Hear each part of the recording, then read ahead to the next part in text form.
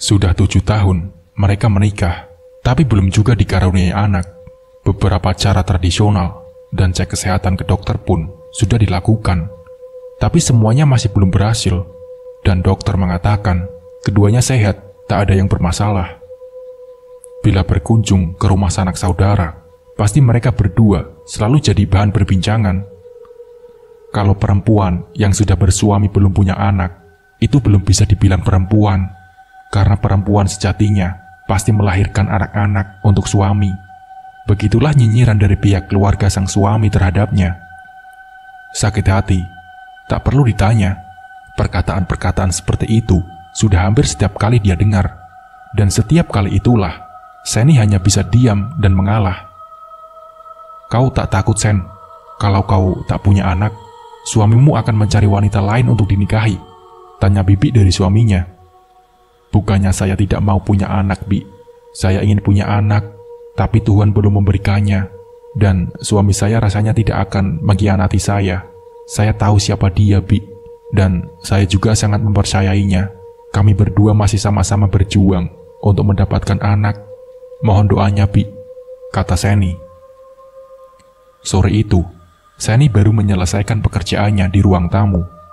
Tumpukan buku mulai ia tata rapi, lalu meletakkannya di atas meja. Kemudian, ia melihat jam dinding di rumah sudah menunjukkan pukul 6 sore. Ia pun berjalan ke arah dapur untuk menyiapkan masakan, karena sebentar lagi suaminya akan pulang. Seni membersihkan wortel, kentang, dan kol. Tampaknya, ia akan membuat sop hangat untuk mereka makan hari itu. Setelah masakannya matang, Seni meletakkan sop itu di atas meja makan bundarnya. Tidak berapa lama, terdengar suara ketukan di pintu depan. Seni bergegas lari ke arah pintu untuk membukakan pintu. Wajahnya berbinar, bahagia sekali waktu itu. Bahagia sekali tampaknya. Ada apa, sayang? Coba bagi sedikit kebahagiaanmu itu padaku," kata suaminya dengan bibir tersenyum. "Aku punya sesuatu yang akan membuatmu kaget, Mas." Apa itu?" jawab suaminya. "Masuklah dulu. Benda itu kuletakkan di saku bajumu yang tergantung di belakang pintu. Kamu cari dan temukan apa benda itu. Aku mau menyiapkan makanan dulu, Mas," ujar Seni membuat suaminya mengerutkan alis. Tanpa disuruh 2 kali, laki-laki itu lantas langsung berjalan menuju kamar. Sementara Seni menatap tersenyum sambil menutup mulutnya dengan telapak tangan. Tidak berapa lama, terdengar suara teriakan girang dari dalam kamar, disusul suara langkah kaki yang berlari menuju dapur. Kamu hamil?" ucap Johan memeluk erat sang istri. Melihat kebahagiaan sang suami, Seni tak bisa menahan air mata. "Terima kasih Tuhan, terima kasih," isak suaminya. "Aku sudah telat 2 bulan. Pada bulan pertama aku cek, hasilnya negatif. Tapi aku merasa ada yang beda pada diriku. Penciumanku jadi lebih sensitif dan sering mual. Lalu pada bulan kedua, aku tes ke bidan dan hasilnya positif, Mas," kata istrinya. Johan menggenggam erat tes pack milik istrinya itu. Berkali-kali ia melihat benda itu sambil tersenyum. Lengkap sudah kebahagiaan itu. Namun tiba-tiba terdengar suara dering telepon berbunyi. Seni langsung mengangkat telepon itu, yang ternyata dari saudara sepupunya di kampung yang mengabari ibu Seni jatuh sakit. "Cepatlah kemari, Sen. Kasihan ibumu, terus-terusan menyebut nama kamu," ujar sepupunya di seberang telepon mengakhiri obrolan singkat mereka. Raut wajah Seni berubah. Aku harus bagaimana?" tanya Seni pada suaminya. "Tidak ada pilihan lagi kan, kamu harus pulang," jawab suaminya. Aku Mas," kata Seni. Besok, aku akan ambil cuti, dan setelah itu kita langsung pulang ke kampung," jawab suaminya. Seni menghela nafas panjang. Ia mengingat kembali pada 5 tahun yang lalu, di mana pada saat itu pertengkaran antara ia dan ibunya bermula. Ibunya sampai mengharamkan Seni untuk masuk ke dalam rumah itu lagi. Dan semenjak saat itu, Seni tak pernah pulang ke kampung. Ia hanya berhubungan dengan saudara sepupunya untuk sekedar bertanya kabar sang ibu atau mengirimkan uang. Apa tidak apa-apa aku masuk ke dalam rumah yang bahkan sudah ibuku haramkan untukku? Tanya Seni lagi. Tidak apa-apa. Semua orang yang sedang emosi kadang-kadang memang mengeluarkan kata-kata atau kutukan yang tidak masuk akal. Jadi aku yakin beliau tidak bermaksud lain, hanya terbawa emosi saja, kata saudaranya. Seni pun mengangguk. Aku yakin saudara-saudaramu pun pasti sudah ada di rumah itu. Sekitar pukul 11 siang, Seni dan suaminya sudah berangkat. Ia juga singgah di beberapa toko untuk membeli oleh-oleh. Jalanan menuju kampungnya masih sangat asri. Jalanannya pun belum beraspal, hanya tanah kering yang dilapisi batu. Kalau hujan turun, pasti jalanan itu menjadi sangat licin sekali. Dari jauh, Seni mengerutkan alisnya begitu melihat halaman rumah ibunya tersebut. Seperti tak ada orang, bahkan rumput-rumput di sekitar pohon mangga dibiarkan memanjang tak terurus. Kurungan ayam di samping rumah milik ibunya pun sudah tak tampak lagi. Seni berjalan ke arah teras rumah dengan hati-hati. Iya, dengan keadaan rumput setinggi itu, tentu tidak mustahil ada ular-ular kecil yang tengah bersembunyi. Beberapa papan di teras rumah ibunya juga sudah terlepas. Kenapa rumah ibunya sudah seperti tak dihuni? Padahal uang selalu Seni kirimkan setiap bulan. Tak mungkin rasanya tidak cukup untuk memperbaiki kerusakan-kerusakan kecil itu. Gumam Seni. Gagang pintu pun terlihat sudah berkarat. Kenapa rumah ibunya jadi seperti ini? Baru mau membuka pintu tersebut, seketika tiba-tiba ada suara saudara sepupunya yang memanggilnya dari samping rumah. Wanita berusia 40 tahunan itu memakai baju tidur lusuh sebagai atasan dan sarung bermotif bunga sebagai bawahannya. Lewat sini, Sen. Panggilnya dengan tangan melambai. Seni sedikit heran. Kenapa ia justru disuruh masuk lewat pintu belakang? Apakah pintu depan sudah rusak? Entahlah. Seni hanya bisa mengikuti langkah sepupunya yang tampak tergesa itu. Saat memasuki rumah itu, Seni melihat banyak sarang laba-laba di plafon. Bahkan seluruh rumah itu tercium bau minyak urut yang menyengat. Di dalam kamar, seorang wanita parubaya dengan tubuh kurus, berbaring, matanya nampak terpejam. Namun suara nafasnya mirip seperti suara sapi yang disembelih. Ya Tuhan, kurus sekali ibuku. Sejak kapan beliau sakit? Ujar Seni bertanya kepada sepupunya dengan suara bergetar. Beliau memang sudah sakit-sakitan semenjak 2 tahun terakhir ini, Sen. Sakit tua, hari ini sehat, besoknya sakit. Uang yang kau kirimkan itu, sedikit pun beliau tidak mau menerimanya, Sen. Andai tidak kubohongi, ku bilang itu uangku, kata sepupunya. Segitu bencinyakah ibu kepadaku? Tanya Sani terisak. Kurasa tidak, Sen. Karena beliau seperti menutup diri, bukan hanya padamu, tapi pada semua anggota keluarga, termasuk saudara-saudaramu, jawab sepupunya. Saudaraku tidak diberitahukan hal ini, tanya Seni. Sudah, Sen, dari beberapa hari yang lalu, tapi sampai hari ini belum juga kelihatan batang hidung mereka. Hanya kau yang cepat sekali datangnya, Sen, sambungnya. Seni menghela nafas panjang. Kenapa hubungan keluarganya jadi seperti ini? Tidak sehangat dulu lagi, di mana ketika ayahnya masih ada. Di saat yang bersamaan, ibunya membuka mata dan langsung melotot begitu melihat siapa yang berada di sana. Pergi, pergi dari sini, usir ibunya dengan raut wajah yang sulit diartikan. Tapi Johan bisa menyimpulkan dari tatapan mata ibu mertuanya tersebut bahwa ia tidak benar-benar menginginkan Seni pergi. Sepupunya Seni lantas menenangkan wanita itu. Saya yang menyuruh Seni pulang, karena Pian terus-menerus menyebut nama Seni. Tidak, dia tidak seharusnya berada di sini, bentak ibunya. Seni menutup mulut dengan telapak tangan. Air matanya mulai berjatuhan. Kecewa, sakit, mendapat perlakuan seperti itu dari ibunya sendiri. Johan merangkul bahu istrinya. Ia terus mengusap-ngusap bahu Seni untuk menenangkan. Beberapa saat kemudian, ibunya mulai sedikit tenang. Sepupunya mengisyaratkan Seni untuk mendekati ibunya. Dengan langkah ragu-ragu, Seni mulai mendekat.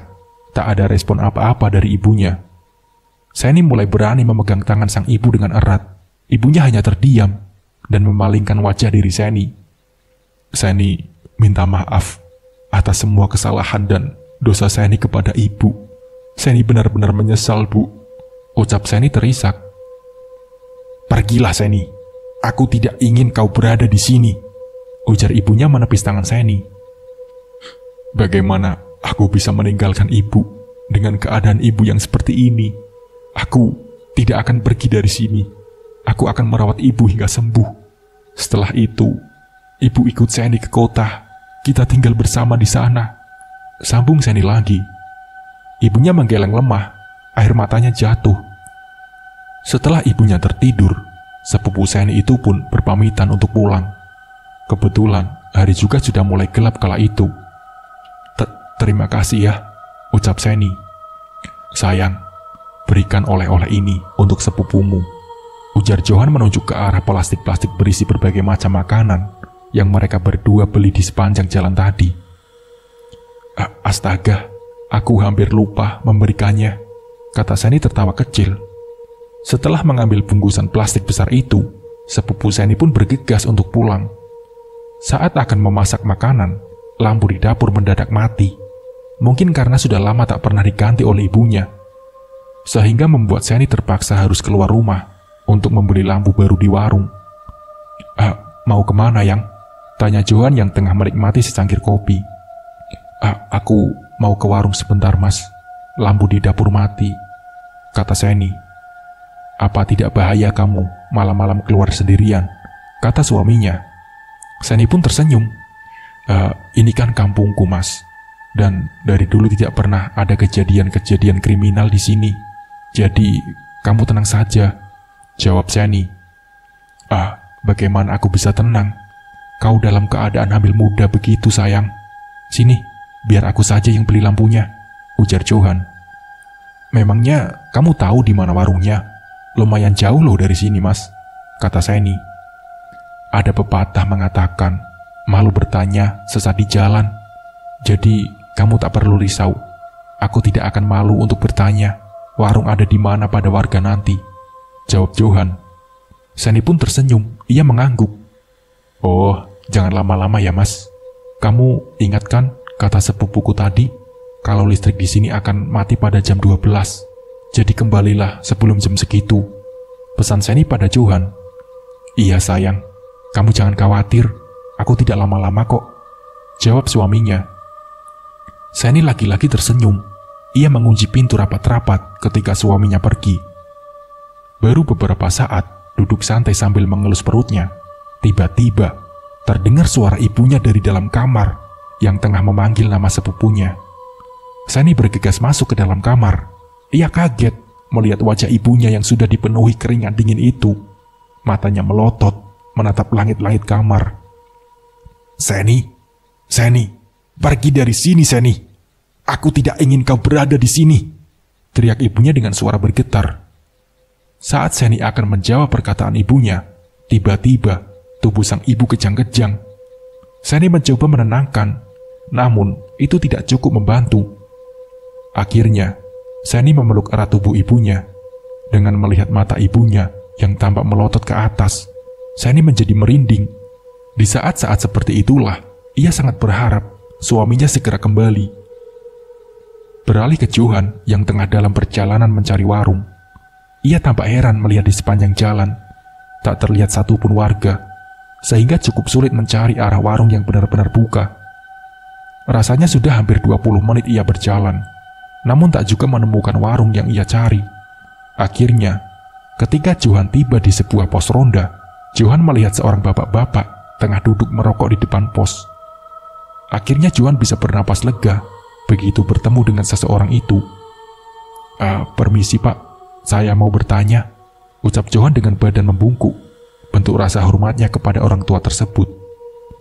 Si bapak hanya menatapnya sekali, lalu kemudian ia memalingkan wajahnya ke arah lain. Mau bertanya apa, Nak? Ujarnya dengan suara yang terdengar berat. Ini Pak, saya dari tadi jalan, niatnya mau mencari warung untuk membeli lampu Pak. Dan kebetulan saya ini baru saja sampai di desa ini. Jadi saya tidak tahu di mana ada orang jualan. Saya mau tanya ke orang, tapi saya tidak bertemu seorang pun warga sedari tadi selain Bapak. Jadi apakah Bapak bisa bantu saya untuk menemukan warungnya berada di mana? Kata Johan. Jam-jam seperti ini, warung-warung di sini sudah pada tutup, Nak. Tapi ada satu warung di ujung jalan itu yang masih buka. Jualannya juga lengkap. Jadi coba kamu cari ke sana, ujar bapak-bapak itu, seraya menunjuk ke arah jalan setapak kecil berseberangan dengan pos itu. Meski ragu-ragu, tapi Johan tetap mengikuti petunjuk si bapak. Dan anehnya, jalan itu semakin jauh malah semakin mengecil. Tapi Johan tetap mencoba berpikir positif, bahwa jalanan di desa memanglah seperti itu, hanya jalan setapak tanpa adanya penerangan. Benar saja, setelah hampir 10 menit berjalan, akhirnya Johan sampai di jajaran rumah-rumah warga. Di sana ramai orang, sepertinya ada acara. Warung yang dimaksud bapak-bapak tadi pun masih buka. Johan tersenyum menatap kerumunan orang-orang yang berada di sana. Akhirnya, tidak sia-sia juga ia berjalan di jalanan setapak yang ditunjukkan bapak-bapak tadi. Johan pun berjalan mendekat ke arah warung tersebut, melanjutkan niatnya untuk membeli sebuah lampu. Orang-orang di sana rupanya sangat ramah sekali, karena baru saja Johan sampai di warung itu, ia sudah disuruh bergabung untuk makan dan minum bersama warga di sana. Akhirnya, mau tidak mau, Johan pun menerima ajakan itu. Alhasil, ia lupa waktu. Sementara di rumah, Seni menjadi gelisah karena 3 jam berlalu suaminya belum juga kembali. Kemana ya dia ini? Apa tersesat? Tidak mungkin. Desa ini kan tidak terlalu besar. Mana mungkin dia bisa tersesat? Gumam Seni di hatinya. Ia duduk di dekat pintu, berharap pintu itu ada yang mengetuk. Namun nyatanya, hingga ia tertidur pulas, Johan belum juga kembali. Di keesokan paginya, warga geger karena penemuan orang asing di pemakaman tua desa tersebut. Laki-laki yang tak lain adalah Johan itu. Rupanya tengah tertidur di atas salah satu makam yang sudah tidak memiliki batu nisan lagi. Hanya sebuah batu sebagai penanda bahwa gundukan tanah itu adalah makam. Tidak jauh dari situ, terdapat potongan-potongan daun pisang yang sudah layu, berisi makanan yang sudah berulat. Johan yang masih tertidur nyenyak itu ditemukan oleh warga yang kebetulan akan membersihkan dan berdoa di makam keluarganya. Rupanya, kejadian seperti itu bukanlah yang pertama. Setelah terbangun, Johan pun diantarkan pulang oleh orang-orang yang menemukannya tadi. Namun Johan agak dingin dan berbeda ketika menjawab pertanyaan para warga yang menanyakan rumahnya di mana. Untungnya, ketika mereka tiba di depan pos, ada sepupunya Seni yang pagi itu akan ke rumah. Ia melihat Johan yang dipapah oleh warga. Tentu ia bertanya kenapa Johan bisa sampai seperti itu. "Itu kenapa, Pak?" tanya salah satu warga. "Itu nyasar, Mas," jawab warga yang lainnya. "Ini suaminya sepupu saya. Baru kemarin dia sampai di sini, Pak. Makanya saya kaget begitu melihat dia begini," kata sepupunya. Sesampainya di rumah, terlihat Seni yang tengah duduk di depan pintu dapur yang terbuka. Ia histeris melihat suaminya dipapah oleh warga.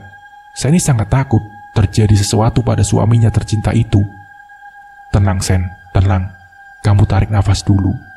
Pelan-pelan. Suamimu tidak akan kenapa-napa. Dia hanya nyasar," kata sepupunya.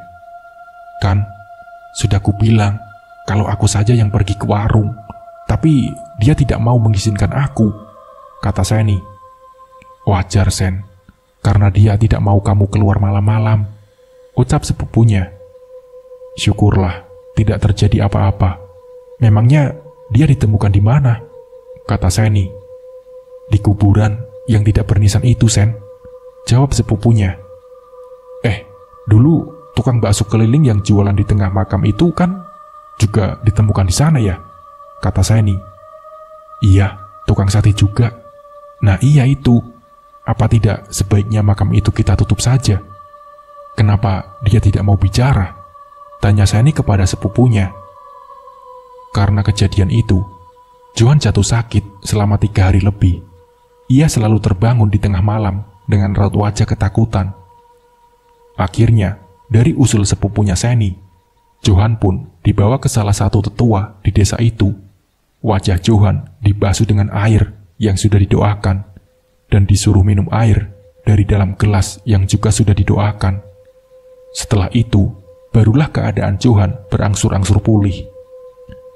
Di hari ke-7, mereka berada di desa. Johan mendapatkan panggilan dari bosnya agar segera bekerja. Padahal, keadaan mertuanya belum juga pulih. Mau tidak mau, Johan pun meninggalkan Seni di desa itu dan akan segera kembali jika pekerjaannya telah selesai. Selama suaminya pergi, Seni ditemani anak sepupunya. Gadis itu bernama Mary. Kehadirannya di sana sangat membantu kesibukan Seni. "Kak, tahu tidak cerita seram di pohon ujung desa ini?" tanya Mary tanpa menoleh pada Seni yang berbaring di sampingnya. Tidak. Memangnya bagaimana ceritanya?" tanya Seni. 2 tahun yang lalu, ada anak kecil yang hilang. Dia waktu itu disuruh ibunya untuk menjemput ayahnya di ladang. Kira-kira sekitar pukul 5 sorean, Kak. Selama menunggu, anak itu tidak kunjung kembali. Sampai ayahnya pulang pun anak itu juga tidak kembali, Kak. Orang-orang geger waktu itu. Ada sebagian ibu-ibu yang menyalahkan ibu dari anak itu, yang katanya bodoh menyuruh si anak ke ladang sendirian. Dan ada pula yang tak mau menyalahkan. Kemudian mereka menyerahkan untuk segera mencari si anak sebelum terlambat. Mereka mencari ke sekitar ladang, sebagian keliling kampung, dan yang lainnya masuk ke hutan. Tapi nihil, anak itu tidak juga ditemukan, Kak. Cerita Mary terhenti. Gadis itu menarik selimutnya hingga menutupi seluruh tubuh yang hanya menyisakan bagian kepalanya saja. Terus di mana, Mer?" tanya Seni penasaran. Lalu, orang-orang pun akhirnya pulang dan berkumpul di rumah orang tua si anak. Oleh tetua kampung yang hadir, mereka disarankan untuk mencari anak itu di sekitar pohon beringin yang berada di jalan arah ke ladang ayah si anak, sambil membawa peralatan dapur seperti nyiru, panci, wajan, dan yang lain-lain, Kak. Benda itu waktu itu dipukul-pukul oleh warga sambil terus meneriaki nama si anak yang hilang. Antara percaya atau tidak, ketika salah satu orang mengarahkan senter ke atas pohon, mereka melihat anak itu di sana, Kak. Akhirnya, si ayah langsung memanjat pohon untuk menjemput anaknya. Tubuh anak itu lemah sekali, Kak, dan seluruh tubuhnya juga terdapat lendir yang berbau. Kata tetua kampung, si anak disembunyikan oleh makhluk halus. Kemungkinan menurutku wewe gombel atau kuntilanak, Kak. Terus si anak masih hidup sampai sekarang?" tanya Seni. "Masih, Kak. Besok Mary bawa dia ke sini ya, Kak," jawab Mary. Seni pun mengangguk. Ia menjadi penasaran dengan cerita versi anak itu. Kira-kira apa yang dia rasakan ketika diculik makhluk itu. Malam semakin larut. Suara jangkrik menemani mereka malam itu. Tidak butuh waktu lama, Mary sudah tertidur, sementara Seni masih terjaga. Pagi-pagi sekali, sepupunya Seni sudah datang membawakan nasi kuning. Enak kan, Kak, masakan Mama?" tanya Mary. "Kenapa kakak?" "Bukan kakak, Mer, tapi tante," ralat ibunya. Kakak sajalah, Mah. Lagi pula, Kak Seni masih muda dan cantik, tidak pantas rasanya dipanggil tante," tolak Mary. "Mana bisa begitu, Mer? Tante Seni ini kan adik sepupunya Mama." Seni hanya tersenyum menatap gadis itu. Saat mereka masih menikmati sarapan pagi, tiba-tiba terdengar suara ibunya berteriak dari dalam kamar. Diiringi suara teriakan sepupu Seni yang berteriak memanggil namanya. "Ibumu, Sen, ibumu." "Astaga, kenapa bisa begini?" tanya Seni seraya berusaha menenangkan ibunya. "Aku juga tidak tahu. Setelah aku mengganti pakaiannya tadi, ibumu langsung berteriak-teriak seperti itu, Sen," jawab sepupunya. "Cepat, panggilkan mantri, Mer," suruh Seni kepada Mary yang berdiri di depan pintu kamar. Tanpa disuruh 2 kali, Mary pun lantas berlari keluar rumah untuk menuju ke rumah Bu Mantri. Setelah berteriak-teriak, tubuh ibunya Seni mendadak tegang, matanya melotot ke atas. Tidak berapa lama setelah itu, beliau terlihat seperti menahan nafas cukup lama, sebelum kemudian menghela nafas seperti kesakitan. Seni menangis, pikirannya benar-benar kacau saat itu. Lalu terdengar suara sepeda motor memasuki halaman, disusul suara Mary yang mengajak seseorang untuk masuk ke dalam. Bu Mantri mengecek keadaan Ibu Seni. Beberapa kali beliau memanggil-manggil nama Ibu Seni, namun tidak ada respon sama sekali. Bu Mantri menatap sepupunya Seni seperti mengisyaratkan sesuatu. Seakan paham dengan isyarat yang diberikan oleh Bu Mantri, sepupu Seni langsung keluar dari dalam kamar. Dan tidak lama setelahnya, orang-orang mulai berdatangan, membuat Seni paham akan maksud tersebut. Dan benar saja, tidak lama kemudian, ibunya Seni mengembuskan nafas terakhirnya di pelukan Seni yang mengiringi kepergian sang ibu dengan linangnya air mata. Singkat cerita, seusai pemakaman ibunya, Johan mengajak istrinya untuk pulang. Namun Seni tidak mau, karena ia akan membereskan rumah ibunya terlebih dahulu dan membagi-bagikan pakaian milik ibunya kepada orang-orang yang bersedia memakainya. Anehnya, meskipun ibu merasa sudah meninggal, saudara-saudara Seni tak ada satupun yang datang. Mereka beralasan ini dan itu agar tidak dapat pulang. Seni tentu kecewa kepada saudara-saudaranya. Apa itu, Mer? Tanya Seni kepada Mary yang memegang benda mirip rumah kecil yang terbuat dari pohon kayu kenanga. Entah, tadi ketemu di atas itu. Sepertinya rumah-rumahan bekas kakak dulu ya, jawab Mary. Seni mengambil rumah kecil itu dari tangan Mary. Rasanya aku tidak punya mainan seperti ini, ujar Seni. Kalau begitu, buat aku saja ya kak, kata Mary. Seni pun terdiam, tapi ia merasakan getaran halus yang aneh ketika memegang benda itu. Jangan, Mer, taruh saja di tempat kamu menemukannya. Kakak rasa ini bukan benda yang bisa dimain-mainkan, kata Seni. Maksud kakak, ini rumah milik hantu? Tanya Mary tersenyum, berniat menakut-nakuti Seni. Kalau benar itu rumah hantu, hati-hati, karena kamu yang duluan memegangnya, ujar Seni balik menakut-nakuti Mary. 2 hari kemudian, Seni dan Johan pun kembali pulang ke rumah mereka. Tapi entah kenapa, semenjak pulang dari kampung, Seni merasa bagian tengkuknya terasa berat sekali. Kadang-kadang kakinya juga sakit bila berjalan. Bawaan hamil mungkin, memang begitu sayang. Makanya kamu tidak usah kerja dulu, istirahat saja di rumah, jawab Johan ketika Seni mengeluhkan sakit yang ia rasakan. Anehnya, sakit di tengkuk dan kakinya itu tidak hilang meski sudah dipijit. Rasanya seperti tengah menggendong anak kecil, Mas, keluh Seni. Tidak hanya sakit tengkuk dan kaki, sudah seminggu ini Seni juga bermimpi aneh. Ia mimpi bertemu perempuan yang mengelus perutnya dengan wajah datar, namun bibirnya menyeringai. Karena mimpi-mimpi itulah Seni menjadi agak penakut. Ia juga merasa jika ada mata-mata yang terus memperhatikannya setiap saat. Seperti siang itu, Seni baru saja terbangun dari tidurnya dengan wajah pucat berkeringatan dingin. Nafasnya pun tak beraturan.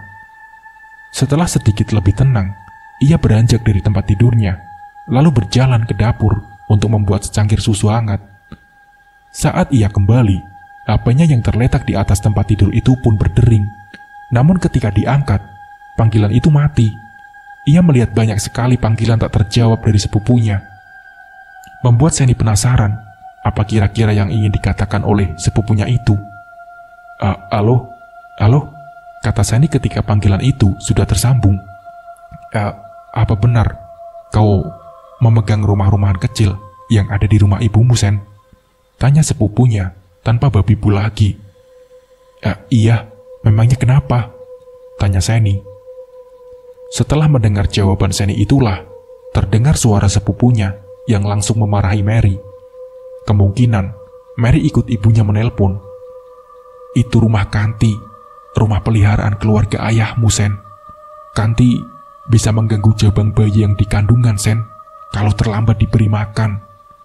Siapapun keturunan yang memegang rumahnya itu, dialah yang harus memberikan makan.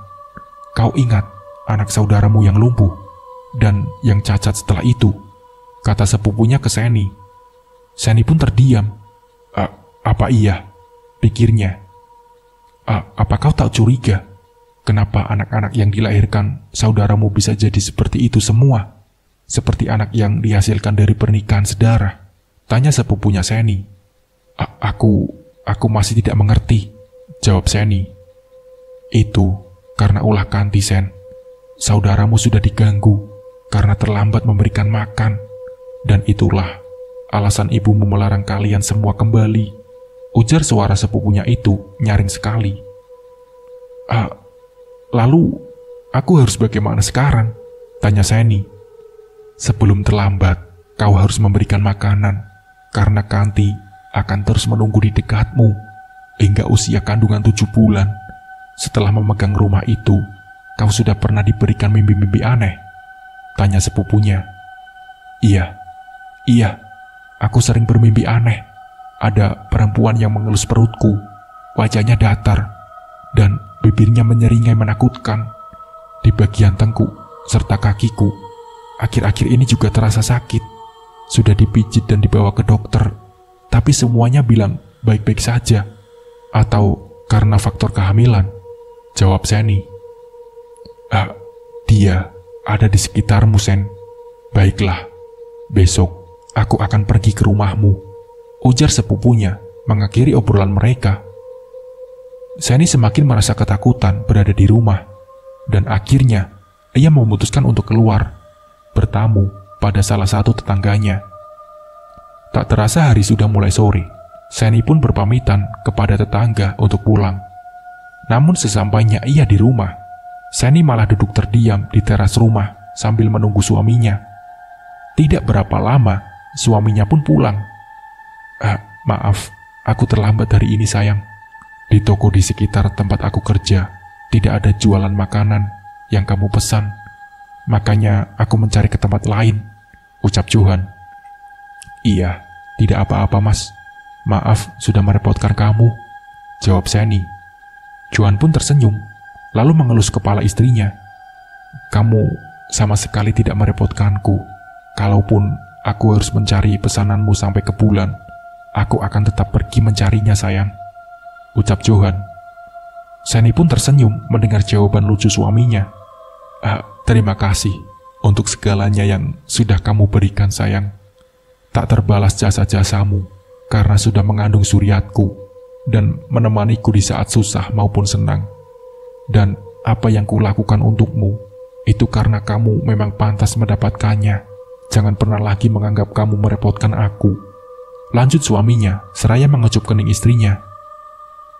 Malam itu, Seni masih tak berani untuk tidur. Meskipun saat itu, jam sudah menunjukkan pukul 12.30. Berkali-kali Seni bolak-balik di tempat tidur dan menonton film-film lucu untuk membuang rasa takutnya. Namun tetap saja, ia tidak bisa. Wajah perempuan itu seakan melekat di ingatannya. Kamu kenapa, sayang? Tanya suaminya yang terbangun karena ingin buang air kecil. Aku tidak bisa tidur, Mas, jawab Seni. Mungkin kamu kebanyakan minum kopi kali, kata suaminya. Enggak, Mas, aku malah tidak menyentuh kopi seharian ini, kata Seni. Johan pun bergegas ke kamar kecil. Lalu ketika ia kembali, Johan lantas merentangkan tangannya di atas tempat tidur dan menyuruh Seni untuk berbaring di lengannya. Akhirnya dengan begitu, Seni mulai tertidur. Di keesokan harinya, menjelang pukul 3 sore, sepupunya dan Mary datang ke rumah Seni. Lama sekali sampainya. Maklumlah, Sen. Kami naik angkutan umum, bukan naik kendaraan pribadi, jawab sepupunya. Seni pun tertawa. Ia sedikit terhibur dengan kedatangan sepupunya itu. Aku kesulitan tidur tadi malam. Bayangan perempuan itu terus-menerus muncul. Kalau apa yang kamu katakan itu benar, aku ingin membuang inguan itu, kata Seni. Sayangnya, kau tidak bisa membuang inguan itu, Sen. Sampai kapanpun, dia akan ikut dengan darah keturunan ayahmu, dengan kalian bersaudara. Tapi untuk menghindari gangguannya, kau bisa memberikan dia makan, jawab sepupunya. Tapi aku tidak mau, kata Seni. Ini bukan tentang mau tidak mau. Ini bukan pilihan, Sen. Tidak bisa dipilih, ucap sepupunya. Kau tahu, saat Mary menceritakan itu, aku kehilangan kendali, Sen. Kupukul Mary, kumarahi dia. Tapi setelahnya, aku sadar, itu tidak akan merubah situasi. Yang harus dilakukan sekarang adalah memberikan Kanti itu makan, agar dia tidak mengganggu bayimu, Sen, sambung sepupunya. Baiklah. Sekali ini, aku akan memberikan makhluk itu makan. Itu pun demi anakku, jawab Seni. Tidak bisa hanya sekali, Sen. Yang ku tahu, persembahan untuk Kanti diberikan pada usia kandungan 4 bulan, lalu 7 bulan, dan setelah melahirkan, jawab sepupunya. Seni terperanjat kaget mendengar jawaban dari sepupunya tersebut. Ia tak pernah menyangka bila inguan itu sangat menyusahkan sekali. Memangnya keistimewaan makhluk itu apa sampai dipelihara segala, menyusahkan, umpat Seni. Aku juga tidak begitu tahu, Sen. Entah untuk apa orang tua dulu memelihara makhluk seperti itu. Kalau buaya lebih mending, karena sedikit banyaknya berguna untuk kita. Tapi kalau Kanti ini, aku sendiri tidak tahu apa manfaat memelihara makhluk itu, ucap sepupunya. Wujud Kanti itu seperti apa sih? Kata Seni. Entahlah, ada yang mengatakan sosoknya mirip seperti kuntilanak, dan ada juga yang mengatakan sosok anak kecil. Aku juga tidak tahu, karena aku sendiri tidak pernah melihat penampakannya langsung, Sen, jawab sepupunya lagi. Jenis-jenis inguan seperti Kanti, Bima, hantu bergerak, dan sejenisnya itu hanya menyiksa bila terlambat diberi makan, lanjut sepupunya. Jadi, kapan dia diberi makan? Tanya Seni. Kalau mendengar ceritamu tentang mimpi itu, aku rasa harus cepat-cepat diberikan makan, karena dia sudah mulai mengganggu kamu, Sen, ucap sepupunya. Tapi suamiku pasti tidak mau. Entahlah, sekarang aku bingung, ucap Seni. Malam itu, mereka makan bersama sambil mengobrol hangat. Johan tampak sangat senang sekali dengan kedatangan keluarga istrinya tersebut. Berbeda dengan Seni, yang terlihat muram dan banyak melamun. Ketika Mary dan Seni tengah menonton acara TV, Johan dan sepupunya Seni mengobrol di teras rumah. Sangat lama keduanya mengobrol. Tiba-tiba, ada suara pintu terbuka. Pintu kamar terbuka. Johan masuk dengan wajah tersenyum. Kalau begitu masalahnya, kenapa kamu tidak cerita? Tanya Johan tiba-tiba. Sepertinya, sepupu Seni telah menceritakan semuanya kepada Johan sewaktu mereka mengobrol di teras tadi. Seni pun terdiam. Ia tidak bisa menjawab sepatah kata pun pertanyaan dari suaminya itu. Hanya helaan nafas berat yang terdengar. Aku tidak marah dan tidak pula menolak melakukannya jika memang itu harus, ucap Seni. Tapi kamu kan bukan orang yang percaya dengan hal-hal seperti itu. Aku sendiri pun rasanya masih sulit untuk percaya, ucap Mary. Semenjak kejadian malam itu di kampungmu, aku benar-benar percaya kalau mereka itu memang ada. Keesokan harinya, sengaja Johan pulang kerja lebih awal, karena ia akan membantu istrinya untuk mencari bahan-bahan yang dibutuhkan guna membuat makanan yang akan dipersembahkan malam itu. Pisang, rokok linting, lengkap dengan pinangan atau sekapur sirih, gula kopi, uang logam, berbagai macam jenis kue, dan yang lain selengkapnya, beserta rumah Kanti yang baru saja dibuat dari kayu kenanga. Semua itu disediakan di dalam wadah besar di dekat rumah Kanti tersebut. Seni disuruh memegang rumah Kanti yang baru itu dan mengatakan bahwa semua makanan yang sudah disediakan untuk Kanti tersebut merupakan penukar agar Kanti tidak lagi mengganggu Seni dan kandungannya. Lalu sepupunya itu membacakan sesuatu, dan setelahnya rumah Kanti tersebut pun diletakkan di atas plafon rumah Seni. Benar saja, setelahnya saat Seni tidur, ia tidak lagi memimpikan perempuan itu. Dan keesokan harinya, sakit pada tengkuk dan kakinya pun sudah sembuh dalam waktu semalam. Besok, kami akan pulang, Sen. Aku ingin berpesan kepadamu. Jangan kamu ingat aku berkata seperti ini untuk mengekangmu. Tapi aku memang benar-benar peduli dan sayang terhadap kamu. Mulai hari ini, jangan lagi tidur berbantalkan guling. Dan jangan merobek kain apapun. Jangan merebus telur dengan panci tertutup. Jangan menjahit pakaian. Jangan makan jantung pisang. Dan terakhir, jangan keluar di waktu maghrib, ujar sepupunya itu. Memangnya kenapa? Bisa tolong jelaskan? Tanya Seni. Ini sebenarnya pantangan untuk semua ibu hamil. Jangan berbantalkan guling, karena takut nanti saat lahir, tubuh bayi terhalang di jalan keluar itu, sehingga bisa membahayakan si ibu dan bayi. Jangan merobek kain, karena nanti anak bisa sumbing. Jangan merebus telur dengan panci tertutup, karena anak bisa bisu. Jangan menjahit, karena nanti mata atau mulut anak bisa menyatu. Jangan makan jantung pisang, karena nanti bisa kena buyu. Semakin bertambah usia, tubuhnya akan semakin mengecil. Dan yang terakhir itu, seharusnya kamu tahu kalau ibu hamil sepertimu ini, jangan pernah keluar waktu maghrib, karena banyak makhluk halus berkeliaran. Ibu hamil akan jadi incaran mereka, sebab ibu hamil memiliki darah yang manis dan beraroma wangi. Cerita sepupunya. Seni pun mengangguk. Sebenarnya masih banyak lagi pepantang untuk ibu hamil yang harus dijalankan selama kehamilan agar persalinan lancar dan normal, juga mendapatkan anak yang sehat tanpa cacat. Lanjut sepupunya. Tapi kita kan sudah modern, kenapa harus ikut pepantang? Tanya Seni. Modern boleh, tapi pepantang itu juga harus. Bukan hanya pepantang di saat hamil. Pepantang juga dilanjut setelah melahirkan.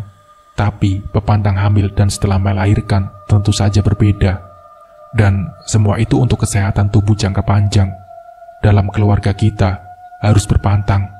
Lanjut sepupunya. Seni lagi-lagi mengangguk. Apa kau paham sekarang, Sen? Tanya sepupunya. Iya, aku paham. Aku mengerti. Dan aku berjanji akan selalu ingat pesan-pesanmu. Jawab Seni. Bukan hanya sekedar diingat ya, tapi harus dijalankan. Ucap sepupunya. Rumah kembali sepi ketika saudara sepupu dan anaknya itu pulang. Seni berbaring di atas tempat tidur sambil membaca buku-buku novelnya. Tak terasa, hari berganti minggu, dan minggu pun berganti bulan. Perut Seni sudah membesar, dan ia sering merasa kesakitan di sekitar pinggang juga kaki. Tanpa kabar melalui telepon, hari itu sepupunya Seni berkunjung kembali ke rumah Seni bersama dengan Mary. Kaget, senang, bercampur menyambut kedatangan sepupunya itu. Kenapa tidak memberi kabar dulu kalau mau datang? Kan aku tidak ada persiapan untuk menyambut kalian, ujar Seni. Sengaja, Sen. Bila aku kabarkan akan datang ke sini, pasti kau akan mempersiapkan macam-macam, seperti menyambut raja saja, ucap sepupunya. Wajarlah. Yang datang kan sepupu dan keponakan kesayangan aku, jawab Seni. Seni pun langsung menelpon suaminya, minta dibelikan berbagai macam makanan. Sen, usia kandunganmu sudah 7 bulan bukan? Di usia kandungan seperti ini, kamu harus mandi dan memberikan ganti makanan lagi. Untuk itu aku datang kemari, tanya sepupunya. Iya, aku tahu. Di hari apa sebaiknya kita lakukan itu? Tanya Seni. Besok kita persiapan dulu, Sen. Karena di 7 bulan ini, makanan kanti pun semakin banyak, ucap sepupunya. Seni menghela nafas panjang. Meski agak kesal dengan ingguan tersebut, tapi Seni tak bisa membantah. Keesokan harinya, sepupunya Seni menyiapkan semuanya sendiri. Di dalam wadah besar itu ada kelapa muda, kelapa tua, beras pulut, telur ayam, rokok linting, simpa, berbagai macam kue, juga olahan dari daging ayam kampung, hati ayam, dan koin-koin logam. Banyak sekali ternyata ya, kata Mary. Iya, makanannya juga lebih dari yang kubayangkan, ujar Seni. Malam harinya, mereka pun memulai persembahan makanan itu pada Kanti. Rumahnya yang di atas plafon juga diturunkan. Semuanya berjalan lancar seperti waktu pertama dulu. Dan keesokan harinya, dilanjut lagi dengan mandi 7 bulanan. Semuanya juga dilakukan oleh sepupunya itu. Terakhir, memberi makan Kanti itu ketika anakmu lahir. Setidaknya di usia 40 hari, kata sepupunya. Tapi kau akan datang ke sini lagi kan? Tanya Seni. Iya, aku akan datang. Pasti akan datang, jawab sepupunya. Terima kasih ya. Aku tidak tahu, andai kau tidak ada, entah bagaimana aku saat ini, jawab Seni. Kau saudaraku, Sen. Lagi pula, kau tidak punya orang tua lagi. Tidak ada yang menegur dan menjagamu. Jadi, aku sebagai saudara harus mengambil peran itu untuk menjagamu, ucap sepupu Seni. Seni terharu, ia meneteskan air mata. Bahkan saudara kandungnya saja tak mau ambil peduli padanya. Dan sepupunya ini hanyalah sepupu. Tapi bagi Seni, sepupunya ini jauh lebih baik dari saudara kandungnya. Nanti, setelah aku lahiran, kalian menginap lama-lama di sini ya, ucap Seni. Hari-hari Seni kembali sepi. Setiap hari, ia habiskan hanya dengan membaca buku-buku dan sedikit mengerjakan pekerjaan rumahnya. Usia kandungannya kala itu sudah menginjak 9 bulan, tinggal menunggu hari untuk persalinan. Dan kebetulan hari itu, Seni merasakan perutnya sangat sakit. Ia segera menelpon suaminya. Namun tak ada jawaban. Mungkin karena suaminya sedang sibuk bekerja. Akhirnya, Seni berteriak meminta tolong kepada tetangga. Untung saja, tetangga Seni sangat cepat merespon. Tetangga-tetangga Seni itulah yang membawanya ke klinik bersalin. Tetangga yang lain menunggu di depan rumah Seni, yang tak terkunci untuk menjaga rumah, sekalian menunggu kedatangan Johan. Johan yang baru akan beristirahat, tapi setelah melihat notifikasi panggilan dari istrinya itu pun, langsung izin pulang. Setibanya di rumah, ia dikagetkan dengan keberadaan para tetangga di depan rumahnya. Pikirannya sudah kemana-mana saat itu, tapi akhirnya Johan bisa bernapas lega setelah tahu alasan tetangga berkumpul. Cepat-cepat ia menyusul istrinya ke klinik bersalin yang dikatakan oleh salah satu tetangganya tadi. Sesampainya di klinik, rupanya anak mereka sudah lahir. Maafkan aku sayang, aku tidak sempat mendampingimu melahirkan anak kita, ucap Johan. Semenjak kepulangan istri dan anaknya ke rumah, Johan selalu memberikan perhatian lebih terhadap istrinya. Bahkan ia juga menyewa orang untuk membantu istrinya di rumah. Aku bisa sendiri mengerjakan semuanya sayang, ucap Seni. Tidak, kamu jangan mengerjakan apapun. Aku tidak ingin kamu sakit. Kamu lelah. Kamu sudah sangat sakit dan lelah saat melahirkan anak kita. Jadi, sekarang kamu harus istirahat, kata suaminya. Anak mereka juga sangat sehat sekali. Ketika 1 bulan usia bayi mereka, Seni berkali-kali mencoba menelpon saudara sepupunya, tapi tak pernah tersambung. Kemana kira-kira mereka? Padahal janjinya akan datang di hari anaknya Seni lahir. Tapi sudah 1 bulan lebih seperti ini, mereka belum juga datang. Hari pemberian makan untuk Kanti itu semakin dekat, dan buruknya lagi, Seni sama sekali tidak mengerti tata cara memberikan makan Kanti tersebut. Selama 2 kali pemberian makan itu pun, selalu sepupunya yang mengerjakan. Tangisan bayi memenuhi rumah pasangan Seni dan Johan. Sudah 2 hari ini, anak mereka rewel, digendong, dipeluk pun sudah. Tetapi bayi itu tetap menangis hingga wajahnya memerah. Mereka kewalahan menenangkan bayinya. Bahkan Seni dan Johan tak cukup tidur dibuatnya. Berselang beberapa menit tertidur, anak itu akan menangis lagi. Begitulah seterusnya, sampai-sampai Seni menjadi emosi. Kepalanya yang sakit, ditambah lelahnya menjadi ibu yang mengurus bayinya tanpa tidur, membuat Seni tanpa sengaja berkata kasar kepada bayinya, yang memicu antara perkelahian antara ia dan Johan. Aku tahu kau lelah, dan aku pun sama. Selama 2 hari ini, kita tidak bisa beristirahat dengan waktu yang cukup karena anak kita rewel terus. Tapi Tapi itu bukan berarti kau bisa mengumpat seenaknya pada anak. Ingat, kau ini seorang ibu. Apa saja yang keluar dari mulut seorang ibu untuk anaknya adalah doa, bentak Johan. Seni menangis sesegukan. Suara isak tangisnya beradu dengan suara tangis anaknya. Seni menyesal karena tak bisa mengendalikan emosinya. Padahal kehadiran anak itulah yang ia tunggu-tunggu selama ini.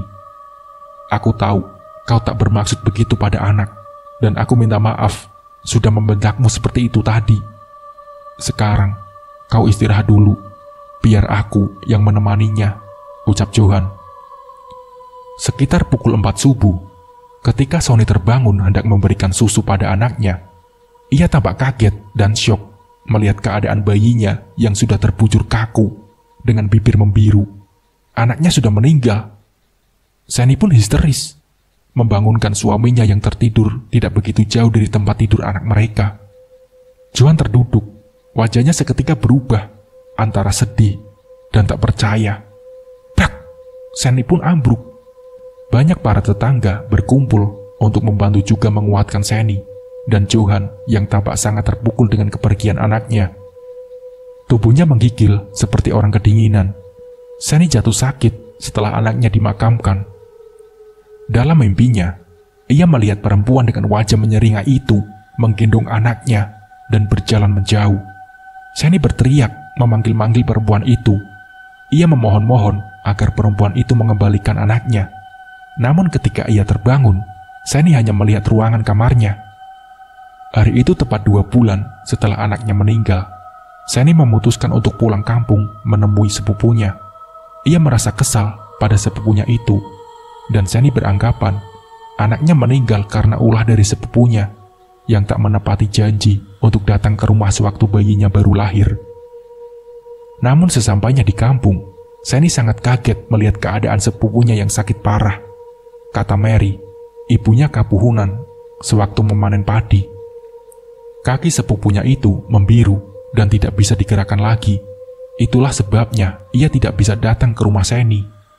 Bahkan mereka tak bisa mengabari Seni, dikarenakan HP satu-satunya milik sepupunya itu pun sudah dijual untuk berobat. Seni ikhlas dengan semua yang terjadi pada dirinya. Setelah kejadian itu, ia juga sudah tidak bisa hamil lagi. Entah karena apa, mungkin juga masih ada hubungannya dengan Kati tersebut. Berkali-kali ia mencoba, tapi hasilnya tetap negatif. Hingga akhirnya, Seni memaksa Johan untuk beristri lagi, agar suaminya itu bisa mempunyai keturunan. Meski awalnya menolak, namun karena paksaan dari Seni, akhirnya Johan mau menikah lagi. Itu pun Seni yang memilihkan calon istri untuknya. Singkat cerita, setelah melahirkan anak pertamanya dengan Johan, wanita itu meninggal 2 bulan setelah melahirkan. Dan Seni lah yang kemudian merawat anak itu seperti anaknya sendiri. Anak itu tak pernah kekurangan kasih sayang dari seorang ibu, meskipun hanya ibu sambung.